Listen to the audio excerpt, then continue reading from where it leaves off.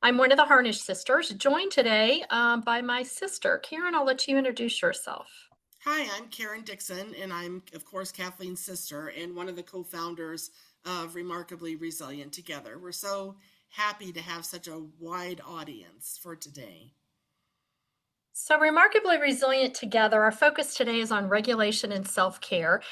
Karen and I started a nonprofit, about a year ago now, though we've been doing this work really since 2017. Our mission is empowering healing from trauma, and we really want to share with you today the materials that we've created to provide really every human with the basic understanding of trauma and stress, its impacts on the brain and body, and also to leave you with some resilient strengthening skills that all of us can use. And these today are on regulation and self care. We're going to take questions in the chat and we'll answer those at the end. We'll also, if we have time, have you come off mute. But if you aren't able to get a question answered today, feel free to email either Karen or I. Our email's there on the bottom of the screen, Kathleen at remarkably-resilient.com and Karen at remarkably-resilient-.com. So with that, I'm going to go ahead and jump into the materials. Remarkably Resilient Together is based on and developed in accordance with the neuroscience of trauma. So we want you to know we've been very careful about aligning with that. We partnered with our mental health center here in Johnson County, where I live in the Kansas City area.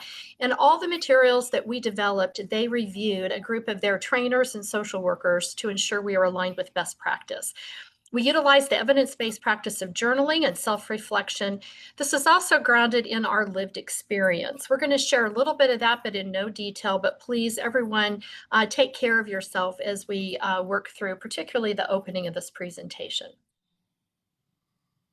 Karen, I'll start a little bit about how we got into this. I'm going to take you back to April of 2017. I facilitate for a living, and I was bringing together the trauma-informed movement in Kansas City with the trauma-informed movement in St. Louis. And that particular day in April, folks said, you know, Kathleen, we're going to teach our Trauma 101 training today. So you can go to the back of the room, listen. We get done, come up and lead the reflection. And I thought that sounds great. Normally, as a facilitator, right, I'm very interested and concerned primarily with process, making sure everyone's heard, people are involved, we can reach consensus, voices from all levels are heard. But that particular day, they started talking about ACEs, adverse childhood experiences. I had never heard of this before. I was 56 years old, and I suddenly realized this had so much to do with our childhood. When they ask all of us to write our ACEs scores down, you know, it's 0 to 10. I'm a math brain. I thought, okay, most people in this room are going to be a 5 or 6. So I'm a 9, but I'm going to write an 8. So I'm not quite as much of an outlier. And then they put the data up. And the data was skewed very heavily to the left, right? Lots of folks in the room with 0, 1, and 2. And I was kind of the outlier there. And I thought to myself, wow, these people really lied. I should have really lied. Then they put the data up for Kansas and Missouri, and it was only in that very moment, again, as I said, 56 years old, that I realized the childhood that Sharon and Karen and I had was actually quite different from the childhood of at least a majority of the individuals that had answered the research questions. So Karen, a little bit over to you because I called you on my way home and said, Karen, we have to learn about this. So I'll pass it over to you. Yeah, Kathleen called me. I'll still always remember that day. And we had struggled again all these years as adults, having chronic health conditions prop up every year, if not every other year, and wondering why were we so plagued with these health conditions, and never having a real answer. And when she told me about ACEs, I was like, wow, that makes a ton of sense. I knew my childhood was not normal. And I knew after she talked to me that if there was a score of 20, I probably would have had that score. So it just answered the question why we had had all these chronic health conditions. And then we started to ask ourselves, well, how were we able to break that multi generational cycle of incest, abuse, and neglect in our paternal family? So it sent us on a journey that we're still we're still on, actually. And we're pictured there. Karen's an identical twin. Sharon is there. She joined us for some of our early work, but found that sharing this information was less healing for her than it's been for Karen and I. And always in a trauma-informed world, you give people choice. And so she supports us from the sideline, which we absolutely appreciate. Yeah. Karen. So during this discovery, we decided to take our lived experience, really take a deep dive into the neuroscience of trauma, learn everything that we could, and then write a book. And in the summer of 2019, we wrote the book Remarkably Resilient Community Matters, and published it with Amazon. And out of that, we really decided that there were about 5 R's of our resilience journey. Resilience for us was number one, relationships. We learned that it only takes one important, solid, loving relationship to make a difference in the life of a child who's under that kind of stress with the trauma that they're enduring. And then response. And response are those coping mechanisms that we developed in order to survive. We had to look at those and we had to understand, were they useful to us now? And if not, how do we learn to have different coping mechanisms? And then the third R was recovery, and that is something that's ongoing. Recovery is a journey, not a destination, and so we're still on our recovery journey, always will be. The fourth R is reflection, and reflection is that power to pause, take a step back, look at the situation, and possibly get even a new worldwide view. And then the fifth R was that of regulation. Regulation for us was one of those things that we wish we had heard about and learned about a long, long time ago. We did not recognize that we were emotionally dysregulated many times when we were, and had we known that, probably would have made some different choices along the way.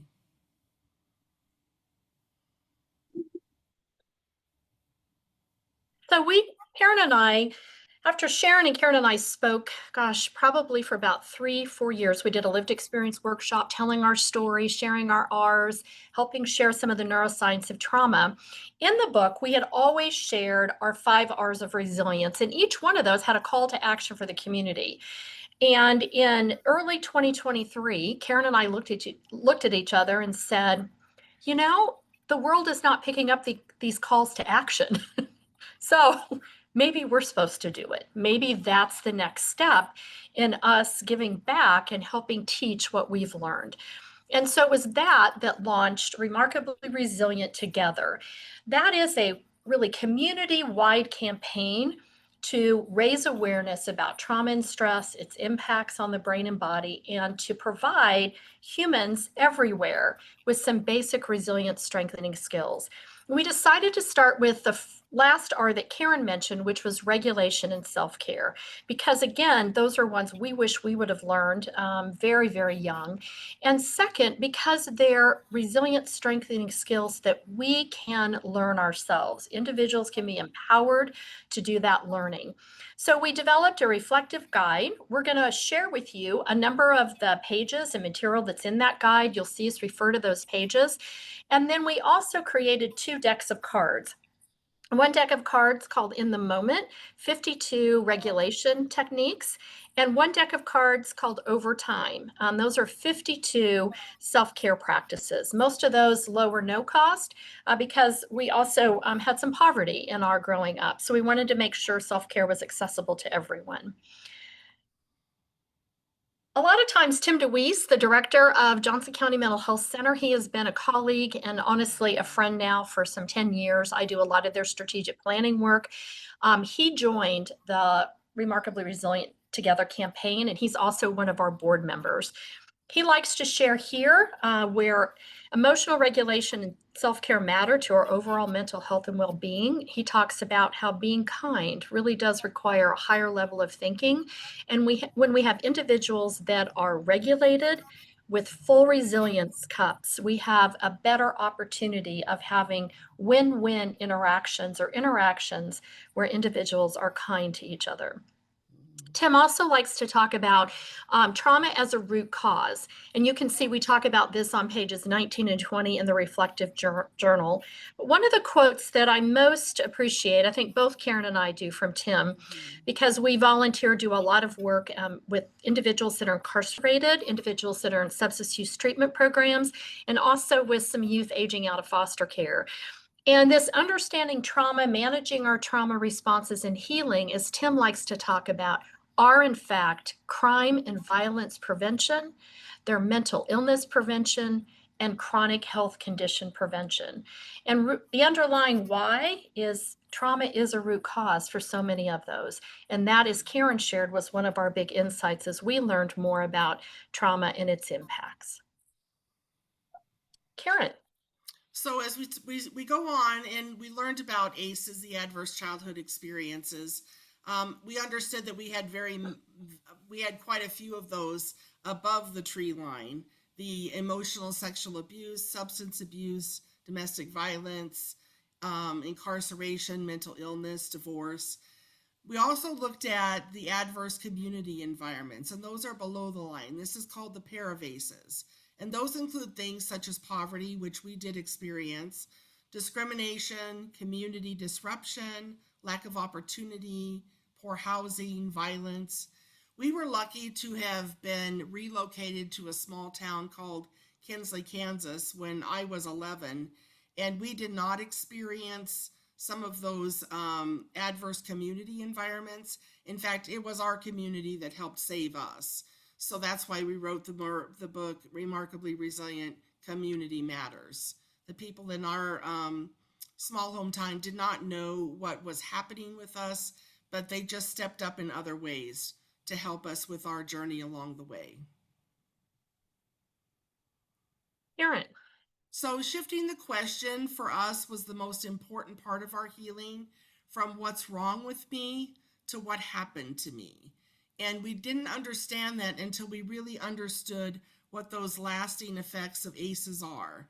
The higher your ACE score is, the higher your risk for negative health and well-being outcomes.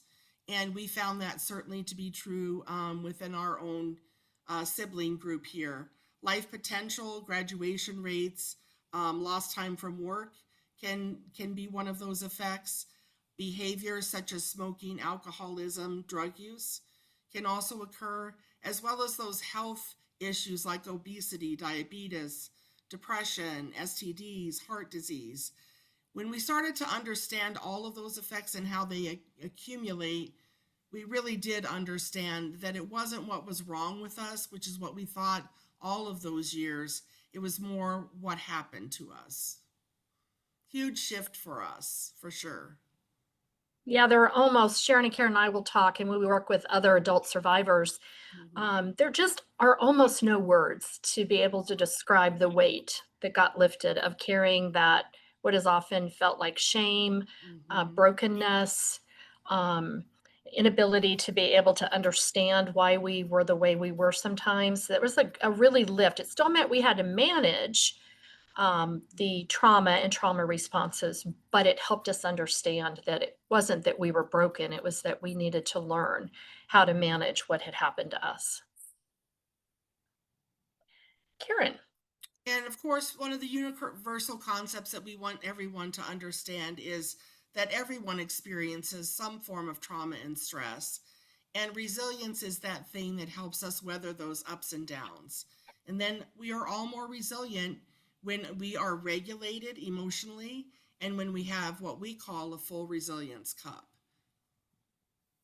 And we're going to talk about how you use the journal and the cards to help with that mantra in this regulation and self-care practices. We love this definition of resilience. We have a few definitions we're going to go through. This one from the American Psychological Association. It fits very well with what our experience has always been, that resilience is that successfully adapting to difficult or challenging life experiences, especially through mental, emotional, and behavioral flexibility and adjustments to external and internal demands. Some of the early reading that we did, we went on kind of a 2-year journey to read everything we could. People often ask, what was your favorite? Mine was The Deepest Well. Dr. Nadine Burke-Harris changed my life when I read her book. I just finished one by Stephanie Fu on What My Bones Know, and really helped me better understand complex PTSD, which Sharon and Karen and I all three have. The other part of that definition about adapting, early on, I was starting to say, people said resilience is bouncing back. That could not be further from our lived experience. Our lived experience is this definition: you survive, you adapt, you move forward. It happens again, you survive, you adapt, you move forward. So, this psychological research demonstrates that the resources and skills associated with resilience can be cultivated and practiced. And that's what our lived experience also tells us. So, we appreciate this definition by the American Psychological Association. Mhm. Also, love this from SAMHSA. Uh, any of you have siblings? You can kind of, you know, well, as siblings, you sometimes, right, compete, you kind of compare, that's what siblings do. And that's what Sharon and Karen and I first did when we started talking about trauma, talking about its impacts on us. And again, we were in our mid 50s when this started. And we learned pretty quickly that this compare and judging of each other's responses or memory or non memory was really not healthy. That trauma is, in fact, very individual and defined by 3 E's. And those 3 E's, as SAMHSA talks about it, is individual trauma results from an event, right, or series of events or circumstances. So, first it's the event, then how you experience it. So, how did that individual experience it as physically, emotionally harmful, or life threatening? And coupled with those lasting adverse effects, the 3 E, on the individual's functioning, mental, social, physical, emotional, spiritual well being. And so, this was important because when Sharon and Karen and I would talk, they would be talking about an event, and all three of us were there. And I often said, well, I don't remember that. And they thought, well, she just doesn't care. And what we discovered throughout this is I got this beautiful coping mechanism called the memory eraser. And I got really lucky. I'm glad I have it. I still have it and have to learn how to manage around it. I forget personal stuff all the time. But it was one of the ways that my childhood self let that coping mechanism called memory eraser come flying in, and it helped me make it through my childhood. Karen, you might share a little bit about kind of your and Sharon's experience when we used to talk about our traumas. Yeah, Sharon and I, being twins, were always pretty coupled together. However, we still experienced things differently, and the effect on us was different. We did think that Kathleen just didn't care when we would share some of these events. I in particular have, unfortunately, not the memory eraser. I have full video motion picture of all the events. And I would say to her, "You were there, you were right there." And she just would look at me with this blank look on her face. And I'd think, I just don't understand this. And it took a while before we understood the mechanisms of coping. I had disassociation, so I could leave my body and all of the pain and come back later on. Sharon just became a fighter. We called her the Taz, and she just fought everything. So once we learned that we all experience maybe even the same event differently, it helped us as a sibling group move forward and be able to talk about the things that were important for us to learn in our recovery journeys. Karen. There are different types of trauma as well, called empathy-based traumas.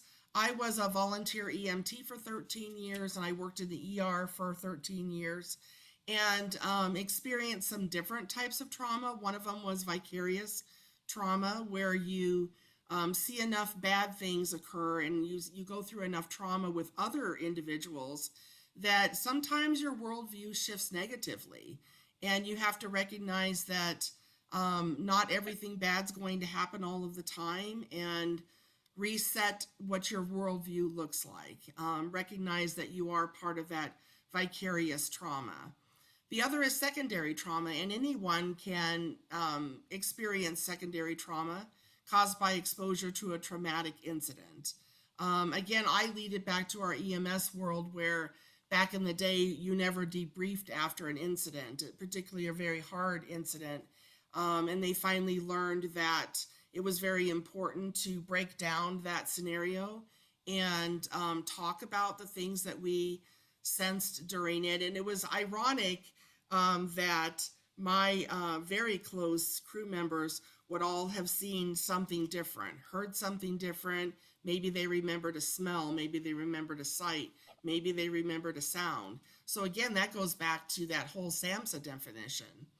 And then there's compassion fatigue, and that's when helping professionals or even individuals at home that are dealing with a lot of difficult situations are unable to adequately rest and renew themselves.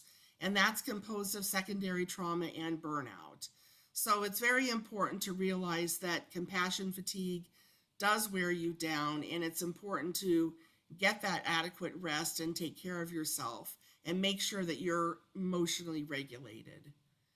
The And this is last one of part, the reasons. yeah, Oh, and Karen, real quick, this is one of the reasons we do a lot of work in corrections. My yes. husband is retired warden of the state penitentiary. He was warden there for 21 years, with Kansas Department of Corrections for 34 years. So we work not only with incarcerated populations, but also with the correctional officers who experience really secondary trauma on a regular basis, as do incarcerated individuals. So this is real, it's important. It's work that helping people be able to recognize and heal from it, learn ways to manage it. It's really important. And Karen, I interrupted you. I know you were getting No, ready and to then say there's the too. burnout. Then there's the burnout, which is that stage where I saw this particularly in the ER. That psychological term referring to general exhaustion and lack of interest or motivation regarding one's work. And that is a real thing for individuals that have just been in the trenches for too long. And it's very important again to remember that you've got to take care of yourself. You've got to take those necessary mental and physical breaks so that you don't get to this point where you're completely burnt out. I noticed in the chat, and I know I speak quick, I'm going to slow down a little. I did put in there the two books that I mentioned as two of my favorites that I have sticky notes all over them and things underlined everywhere. So I can check the chat for those two. A lot of folks ask us kind of what is the difference or how does trauma relate to stress? And so we love this diagram from the Center on the Developing Child at Harvard University.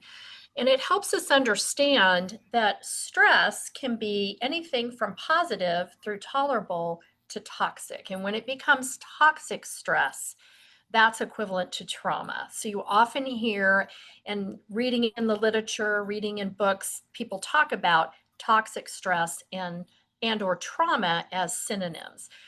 So Harvard talks about positive stress. We all have positive stress, right? It's those things that you challenge yourself to step out of your comfort zone and you can feel, right? Your body knows before your brain does that you're starting to feel stress. And eventually, if it goes to that trauma, but your body knows first. So it's that increase in heart rate, right? The mild increase in stress hormones. You might even get a little sweaty. So it's when you're changing jobs, maybe you're going for an interview, you're doing a presentation, um, things that help us learn, change, and grow as humans. That's positive stress. Sometimes we experience stress, and Harvard talks about this as tolerable. So it's serious and it's a temporary stress response. So you're feeling a bit overwhelmed. It's a little bit much. We saw this a lot in the correctional environment during COVID when individuals were having to work 12-hour shifts, sometimes back to back, because of the way things were rolling out and happening, and populations were having to be transferred. And what we knew is we could lessen those support systems by providing, or lessen those responses by providing support systems for folks. So in some of the correctional facilities in Kansas, we set up a place where individuals could catch sleep between, so they didn't have to get on the road and be in danger. And so just different ways to deal with that serious yet temporary stress response. those support systems critical. What is hard is when stress becomes toxic. So that prolonged activation of the stress response system, we're going to talk about that, and really a lack of support systems. And this is where Sharon and Karen and I were caught in that kind of toxic stress throughout our childhood lives in our childhood home. So the human stress response. The human stress response is something that we need. It's important. It's there whenever we face danger, and we want it to be there because it is our survival mechanism. The way we talk about it when we're starting to think about stress, moving from that positive to tolerable to something toxic, if it moves in that direction, is when you experience trauma, an event, right? Experience and effects that overwhelm you, the three E's. It's a normal reaction of your stress response system to shift into what we all know as fight, flight, freeze, and they've often talk about appease as well. It's normal part of our human stress response. What becomes challenging for our health and for our ability to think clearly and access our frontal brain is when your stress response system is activated and you don't need it. It's not a life-threatening situation, but you got reminded of it, right? You got triggered. Something told your body, danger is here. I need to get ready to fight, flight, or freeze. So we talk about that in this diagram, and we often tell this story. Wherever you are today, wherever you're seated, if a bear came in, right, your emotional brain, your amygdala is going to say danger. There is danger, and it is going to alert your body to start to prepare to fight, flight, freeze, or appease. And you want it to do that. And so if you go into fight mode, some of you are going to look for anything that you can get a hold of to defend yourself against that bear. You're going to confront it. Some of us are going to, and you don't choose your stress response. That was important for Sharon and Karen and I to understand. Some of us, right, it automatically will go into a flight mode. And we kind of joke when we're with the group, we hope we're faster than one other person, right, as we leave the room. Some of us will go into a freeze mode, all right, immobilized, unable to move, unable to speak. And then others, probably less with the bear, but often what can happen over time is you move into appease. So, here, eat my lunch, don't eat me, right, with the bear. Again, you need that human stress response. You want it when you're a life-threatening situation. It's not as helpful when you don't have that situation. Karen, do you want to talk a little bit about your reaction in freeze and appease? Sharon and I were fighters and flighters, so you could see our reaction. You can also see it when we get dysregulated. We move into that. Karen, you're a little bit different. For me, I was hypo-aroused in my reaction, and so I would go into the freeze and appease mode. I would retreat, often look like a depressed individual, hiding, getting very quiet, willing to try to please anybody I possibly could in order to make the situation better. So I was totally different, still am, than my two sisters when it comes to being when I get really, really stressed. When Karen gets quiet, something's wrong. And that was important for Sharon and I to understand, because I told Karen I often saw her as weaker than us because she was a retreater, and Sharon and I were right in the fray. And now I realize that she didn't choose those stress responses. They chose her, and they saved her just like ours saved us. So it was important, again, that whole sibling thing, and to understand and put a context around it in a different way. And as Karen gets ready to cue up a video, when we were in college, a man broke into our room, or to our apartment. Sharon and Karen and they came to live with me when they graduated from high school. When I woke up, he was standing above me. It turned out okay, but I could not move. I could not scream. I could do nothing. And it was my roommate who heard me just gasp. She then screamed, could alert Sharon and Karen, and it was 4 against 1 at that point instead of 1-on-1. And it took me really 40 years. It took me understanding this before I could really, I get emotional, but forgive myself for not being able to or my sisters. So you don't choose your stress response, it chooses you. Yeah, and sometimes it can be different. Sometimes there's a couple times in my life where I was a fighter, and Yes. so it was very different for me to have to experience that as well. What's important is to learn what your signs are, know your body, understand what these reactions are, and then you can manage them instead of them managing you. So we're going to queue up a video for you to watch quickly.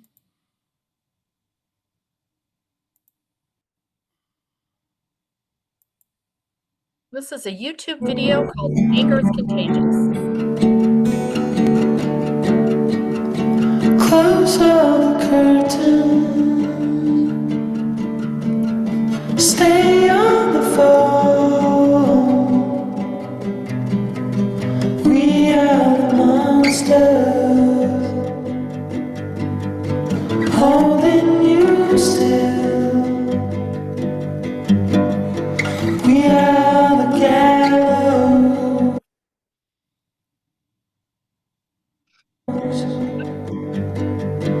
up on the hill.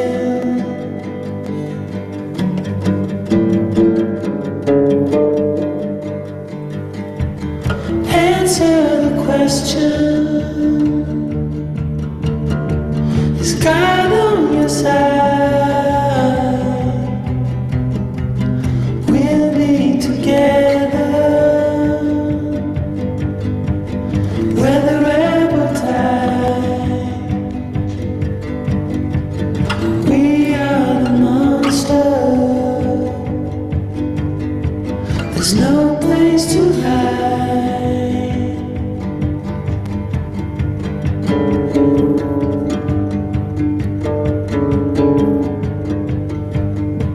We're under your bed. We are the monsters.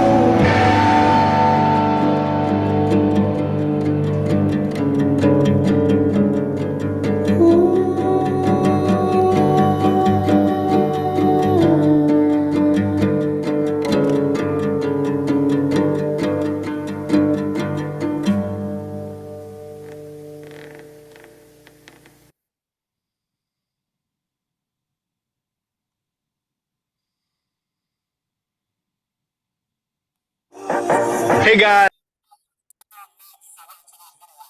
So anger is contagious. Will we pass it on? A colleague at the mental health center here shared that with me, and Karen and I both looked at it and said we need to add that in, because that is the point of learning about emotional regulation, is learning about really this piece. Karen and I often think this is kind of the $64,000 slide. So Karen, over to you. Oh, Oh, can you see? there we go. Okay. Yeah, as you see in this video, what becomes challenging is when your emotions get the best of you. And this is called emotional dysregulation. You can see how it just rippled from one person to another, to another, to another. So important to understand emotional dysregulation. And why does it matter again? Because you get that cortisol and adrenaline dump into your body, and you're not in your emotional brain. You're not in your thinking. You're in your emotional brain, you're not in your thinking brain. And as Kathleen said, interactions between two dysregulated human beings are a lose-lose situation. I wish that I would have known about this when I was a young mother in my 20s. I did happen to get help when I was 22 years old. I went through 4 years of therapy, and I'm so grateful that I did. But even then, I was not taught this and only learned it in my 50s. So again, it's one of the reasons why we picked this as number one to work with. I, like many of you, have a child. I was not able to have children. We adopted, and my son has severe and persistent mental illness, autism level 1, ADHD, several complicating diagnoses. And I was a dysregulated mom. I never hurt my son. I never did anything other than use words that were sometimes really emotionally too charged for the situation. And so Zach and I learned regulation together. In fact, he is the reason, because when I started learning about this, I started looking about where can we learn this skill. And at least in the systems that I interacted with, it was locked up in the evidence-based practice called DBT, or dialectic behavior therapy.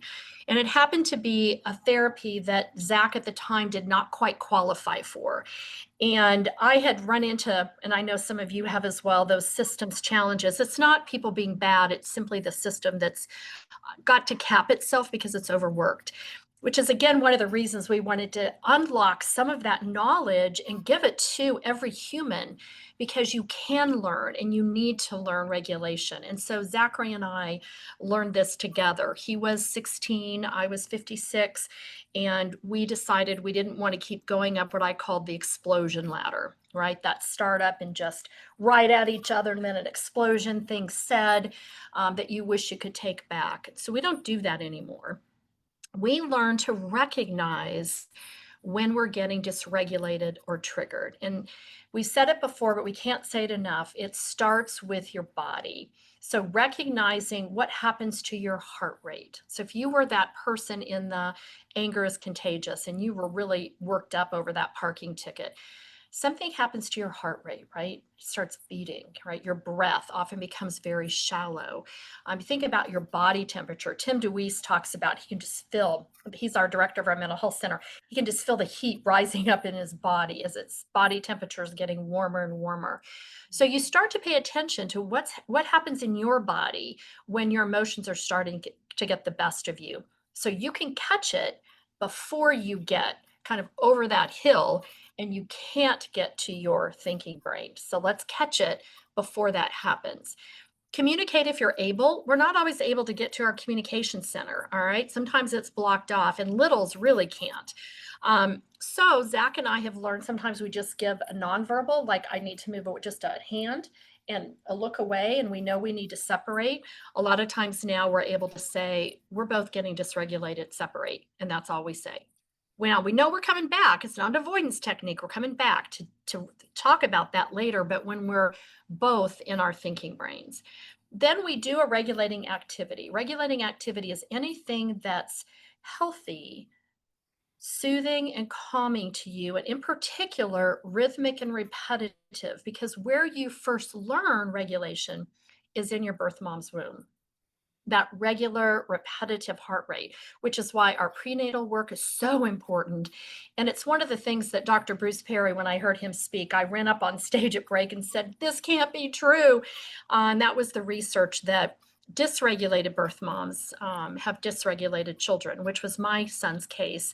Again, no fault of her own, no prenatal care, no support. Her people around her didn't want her to give her son up.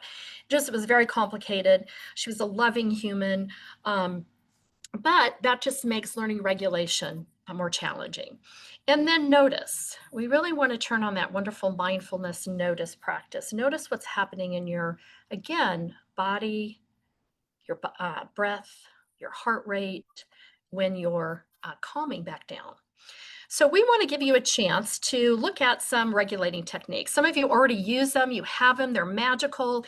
We're going to give you 8 of the 52 cards, and all of them are in 4 categories.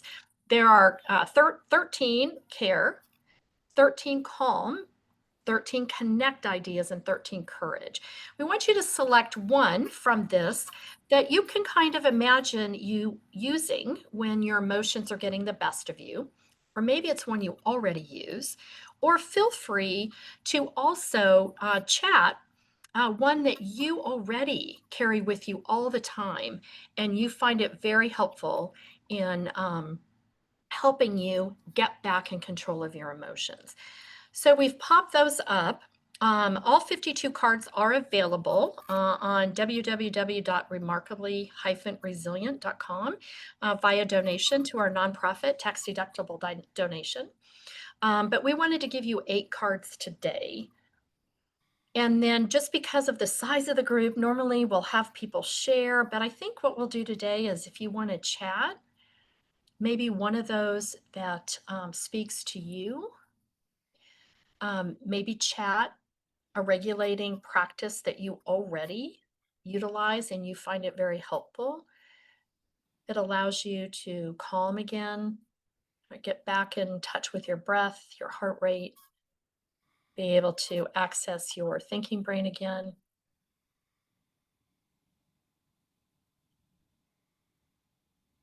Yeah, I do the calm, ground yourself using your Mhm. senses. Yes, love that one. Yeah, painting is my twin sister Sharon paints to Mhm, regulate herself now. We've had a lot of the incarcerated individuals tell us that the courage ones are often more difficult, but they're important as well. So we've challenged them to pick a courage card once in a while as well. mhm. I am up front a lot, and I love that breath. Breath is your most regulating capacity that you have, and it's always with you. So I might be up front, even a little bit today when I got a little emotional. I turned very quickly to my breath so that I could take a breath in, just kind of hold it for a moment, breath out, so I could get back and be able to continue on. I use my breath a lot, especially Mhm. when we're doing presentations like this with other trauma survivors. Mhm. Yes, BLT, breathe, listen, and think before Mhm. replying. Touch your fingers. I can do this. I love that one. My son does that. Connect with The nature. beach is my place. I'm a water girl. Yes, you are. Yeah. Eat a mint. Yes, something, Zach does that. Something sour can bring you back to the present. Mhm. Oh, the website. Yes, the website is www.resilient.com, and I'm going to drop it into the chat as well. So those are some of the regulating techniques. We then also have in the journal the power of reflection. I learned reflection from my mentor, Joel Wright, also my business partner, and for 31 years was the father that I never had. He was that person that comes into your life that teaches you what unconditional love is. He and his wife have been just by my side. So he taught me about reflection. So we've written into this opportunities for you to step back and reflect on using regulation techniques and practices. So throughout the journal, there are 10 of these pages that ask you to reflect on what in fact did you experience, right? Recognize your signs. Were you able to communicate? Make a note about that. What did you try to regulate? What was the technique you used? And then notice, did it work? If it didn't, what else might you try next time? And we do a lot of this reflection with other adult survivors as you learn regulating techniques that work for you, because just because it works for somebody else doesn't mean that it necessarily works for you. The last thing in this section before we move to self-care is in the card deck is one card on 988. I know that I think probably all of you are aware of 988. We're finding in our community that on 988, folks recognize it for suicide lifeline, which it is. It's critical. It's so important. It is also a mental health crisis lifeline. So we just are letting our community know that you don't have to be suicidal. My son has used it when he's having a meltdown or he's with a friend that's having a meltdown and he doesn't know what to do and how to be most helpful. And you get a trained mental health professional. It is an amazing resource, and we hope that all of you are aware of it and can share it with families that you work with. It's an amazing resource. Karen, over to you as we transition from regulation, learning to be a regulated human, able to manage your emotions, stay in your thinking brain, to our next piece of this one on self care. And self care is just as important in the sense that when we talk about having a full resilience cup, it's doing those actions on protecting your own well being and happiness and doing those things that bring you joy and feed your soul. We encourage you to think about self care activities on a regular basis to keep that resilience cup full so that you can weather those life's ups and downs. And if you're like my sister Kathleen, actually scheduling in self care, I made her fire her scheduler several times because she never would put self care as a top priority. And it's so important to be able to take care of yourself first that you're able to have the energy and the emotions and feel physically well enough to take care of others around you. If you do not take care of yourself, you cannot take care of others well. So on pages 17 and 18 in the journal, it'll talk about self-care and resilience. Again, know what your signs are. Some people feel extra tired. That's how I am. I get exhausted when I'm overwhelmed. Some people are overwhelmed, so I'm overwhelmed and tired. Kathleen talks about being frizzle frazzled. Your just mind is going everywhere. And some people, it's that proverbial last straw where they're just absolutely depleted. And so, again, know what your signs are in your body. If you can speak about them, do so. And also develop some things. Take a look at the cards that we have so that you can do some activities that help fill that resilience cup. We picked out activities again that were free so that everyone could participate, and hopefully some of these will ring true for you. Again, it's important to recognize your signs of depletion. Share with trusted people when you're feeling depleted. Most people can do that, some people can't. Do your self-care and schedule that on a regular basis, and then notice, how do you feel when your resilience cup is full? And what does that allow you to do that you weren't able to do before you practice some of those self-care routines? So again, very important. We have 52 over the time cards in the blue card deck that on the next slide will show you some of those practices that people pick up in order to be able to take care of themselves. It doesn't seem like something like the Connect card, build your team with people that provide positive support for you, is important. But for me, Kathleen actually taught me that I had a team. I always thought that I was all alone in everything and I had to take care of everything on my own. And so part of my self-care routine was understanding who my team was. And she did a simple exercise with me like, well, Karen, who's your ride or die person? Write that down. You know, who is the person that you want to call first when something makes you happy? And I had to go through that card. I still carry it with me when I feel like I'm all alone. So we're hoping that some of these cards ring true for you. And you might also have other things that you do in your self-care routine that make you feel better as well. Oh, let me advance. Karen, I clicked on the chat. There we go. So we also have that self-care practice reflection in there. And again, it's that time where you practice the self-care and then you reflect upon, how did that work for you? What did you recognize in yourself when you were depleted? Were you able to communicate that with someone? And if so, how did they help you? What kind of self-care activity did you choose? And did that help you? Or should you choose something else the next time? And then what did you notice about yourself at the time? Did you feel like your resilience cup was full? And how did this allow you to help others or do for others? So again, that part of reflection that kind of opens up your worldview, which is very important when you're journaling.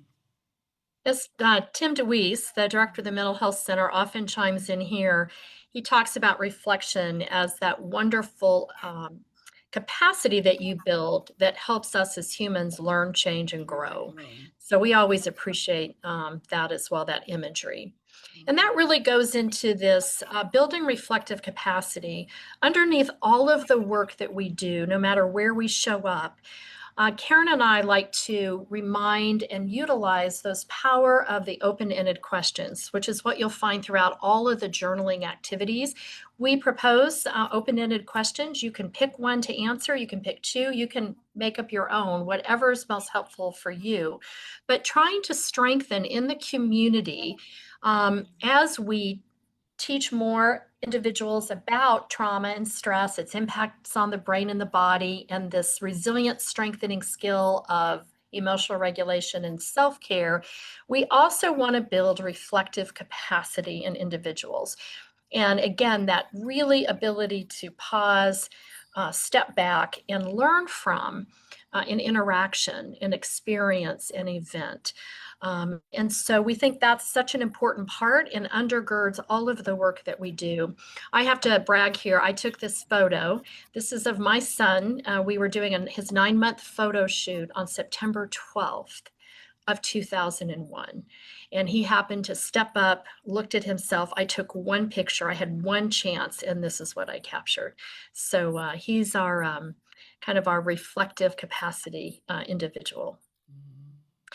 And then, as my mentor, Joel Wright, would expect, we always want to give you what we call a second level reflection opportunity. So, a chance to step back in this section of the journal, we call Step Back and Assess, where you can ask yourself, where am I on this journey of being a more regulated human? So, on the left-hand page of the journal are a number of questions for you to just ask, kind of what has happened over the last 3 months or 6 months or whenever. When we work with organizations on a regular basis, we tend to encourage people to go into the journal quarterly, this section, and just think about what are you experiencing now? And I can tell you, I've been practicing regulation with my son for almost, 9 years now. And I used to run with an extreme amount of high variability, right? Probably 5 or 6 standard deviations above the mean. I don't know that I'll ever run, in whatever might be kind of a regular. But what I can tell you is that variability, maybe not 1 to 2 standard deviations, but I'm not that 5 or 6 anymore.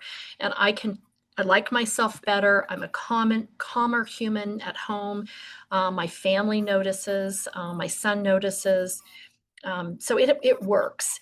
And then we also like you to step back on that right-hand page and talk about your journey in having a full resilience cup. This is still new to me. I didn't start practicing this until the end of 2021 when I fell over after 4 significant traumas. I'd never fallen over in my life. Nothing took me down. I was the Energizer Bunny, and then it did. And luckily, my sister Karen was there, along with some other really important individuals to prop me up and teach me about how important self-care was. So I am experiencing that more now, where I don't get as frizzle-frazzled and I am able to take care of more things. So this is another important part of the really journey in learning to be a regulated human with a full resilience cup. Karen.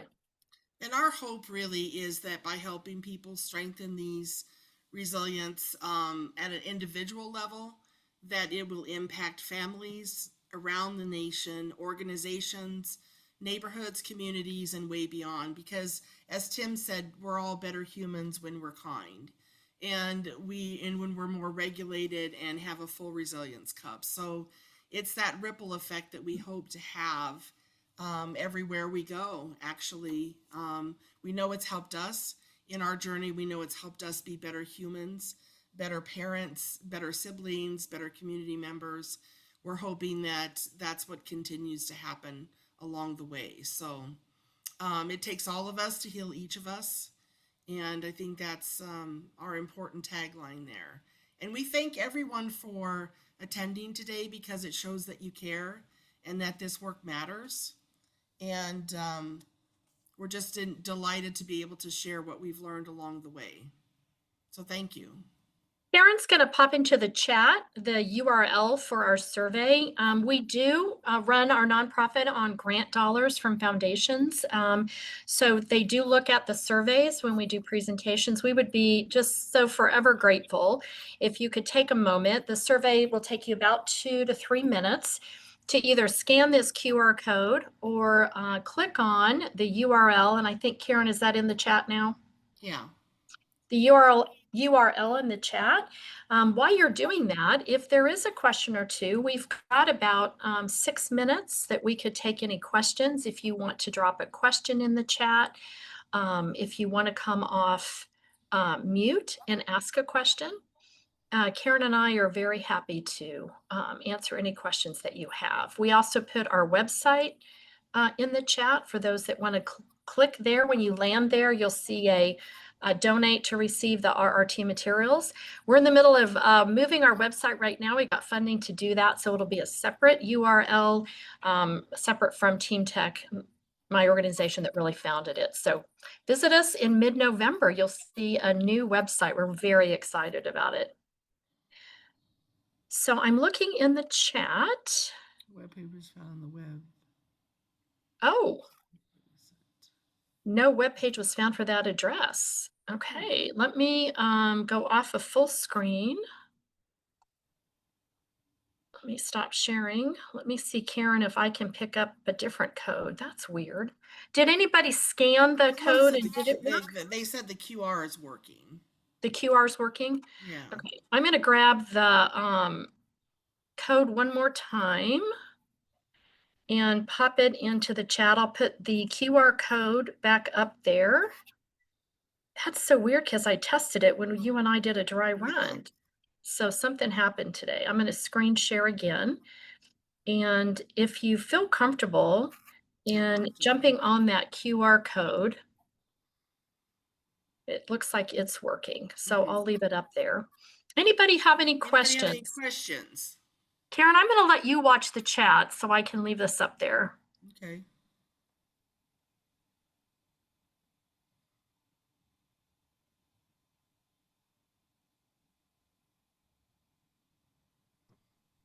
This is Frederick Douglass. I just wanted to say that this is amazing having you talk from different perspectives in the same family, because this kind of trauma is what my children have experienced, and this is just really amazing to hear you each talk about and understand each other's trauma and how it manifests in each of you. That just really gives me a hope for my children to be able to perhaps use some of the information I get from you guys to assist and support them in being more supportive to each other and grow together as a family. Oh, that's wonderful. That is one of the unique things that we have, is that the three of us lived in the same household and yet experienced things differently and have different stories to tell and different memories and that type of thing. And we had to, as Kathleen said, do a lot of forgiving and learn about trauma and understand one another. And now it's so much better when one of us reacts a certain way. We're like, oh, well, we understand. We get that. Mm-hmm. It says, how do you guys all decide? How did you decide to go on this healing journey together? Was it one of you that started the journey and convinced the others? It was definitely Kathleen. And that moment when she learned about ACEs and called me. And then it was me approaching Sharon, who was very reluctant, initially told us no, she was not going to share, she was not going to write. And once Kathleen and I started to, then she decided to feel like she could. And so it was a difficult summer. We did a lot of laughing, a lot of crying, a lot of discovering. Kathleen is our mother. We consider her to be our mother, and it was very difficult for her to hear some of the things that Sharon and I endured, and her not knowing that that was occurring, even though we were in the same household. And so that was hard to hurt her, as well as to have her understand some of the things we hid quite well along the way. So yeah, it was a summer like no other, for sure. Yeah. But we're very very glad that we went on this journey, and we've all become more resilient individuals over the years here. So And really Yes. closer. When you, I Yeah. mean, we had periods in our growing up, no surprise to anyone, where Karen left the family. We had no communication with her. At times when Sharon and I butted heads, right? We're both fighters and flighters. And so we didn't like each other very much. And going through this was one of the hardest things that I've ever done, as Karen said, but it has been incredibly bonding and just the That was knowledge and quick. understanding. Yeah, I told you about 10 minutes. All right, I think. Yeah, I don't know what Teresa- happened with them. Oh, there we go. Okay, I got Teresa muted. Any other questions in our last minute here? Oh, thank you, Kathy. Mm-hmm. All right. Well, we better wrap up. I know that the next session gets started shortly. If you didn't get a chance to ask a question and you'd like to email one of us, we're happy to have you do that. Mm-hmm. Our email addresses are right there at the top of the slide as well. And thank you all for taking time today out of, I know, your very busy schedules and joining us for Remarkably Resilient Together. Mm-hmm.